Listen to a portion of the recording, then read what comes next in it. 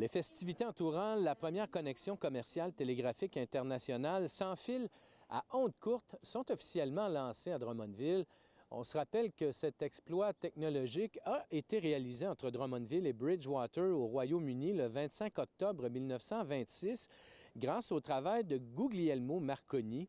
L'Italien était à la fois physicien, inventeur et homme d'affaires. Pour la première fois, la ionosphère était utilisée pour faire rebondir des ondes radio au-delà de l'océan afin d'établir des communications.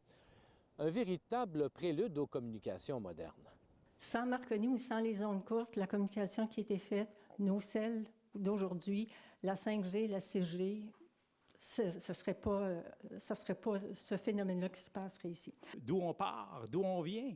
Et cette technologie qu'aujourd'hui on a développée, on la prend pour acquis, mais à l'époque, c'était tout à fait exceptionnel. Lors de cette conférence de presse réalisée sur le site même de cette première transmission en 1926, il y a des spécialistes qui ont réussi une transmission télégraphique à ondes courtes entre Drummondville et Poldhu au Royaume-Uni. L'opération effectuée avec une antenne de fortune à l'extérieur du bâtiment qui abritait auparavant le site de transmission de Marconi s'est avéré un succès. Le spécialiste en ondes courtes, Normand Junot, nous explique le concept. La manière que ça fonctionnait, c'est que le bureau de télégraphe était à Montréal.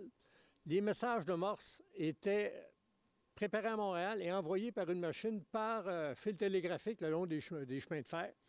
Et ça se rendait ici à l'émetteur de Drummondville, qui lui était émis avec une antenne directionnelle. C'était une antenne gigantesque.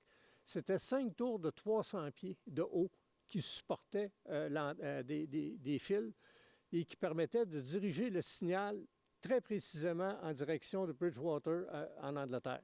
Les passionnés d'histoire, de sciences et de technologie sont par ailleurs invités à une série d'activités en lien avec ces festivités. La programmation complète est disponible sur le site Internet d'Histoire Drummond. Ici Jean-François Dumas, Radio-Canada, Drummondville.